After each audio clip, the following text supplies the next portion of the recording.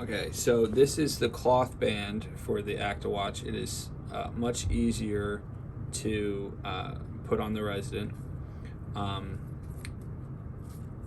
With the actiwatch, you don't need to worry about the face of the actiwatch touching their skin.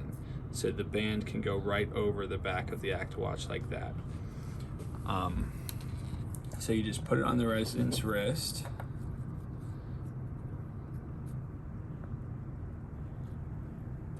And so, lay this end over that has the snap closure, and take the other end and bring it over. And if it doesn't meet right at a pin, just pull it a little bit to get to the next closest pin, hole. The holes are just under ½ an inch apart, so you'll never have to pull it super tight that it would be uncomfortable. But you do need it snug. But you do need it snug, yes. So that's why I say. And as part of getting it snug, there is a tendency, just like you were seeing there, to put it right over the wrist bone. But in fact, you don't want to put it right over the wrist bone, because that's a larger place, and it will fool you into thinking that you have it snug when it really doesn't. So pull it back a little bit so the wrist bone bulge is up here, and this is a smaller part of the wrist. Mm-hmm.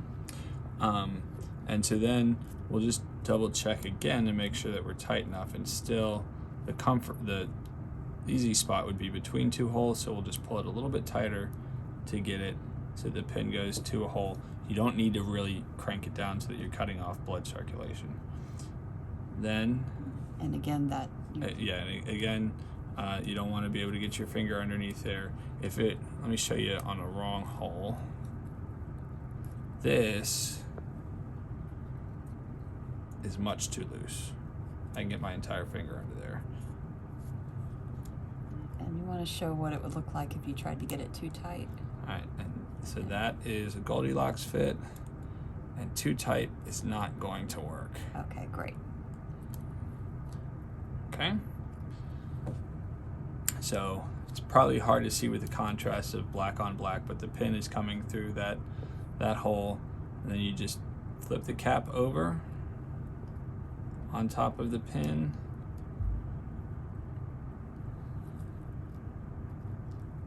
You want to slip your finger underneath Squeeze there it to give a.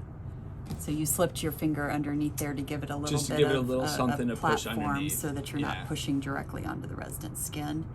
And now it is on there. And then last step. Last step is to cut off this excess. You want to make sure that you cut perpendicular and between two holes. So if you cut through a hole, it will fray.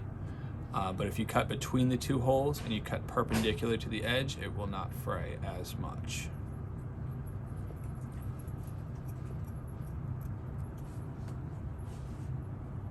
And so I didn't get quite perpendicular, but it's close enough. That'll fray a little bit, but it won't fray so much that it comes off. All right, thank you.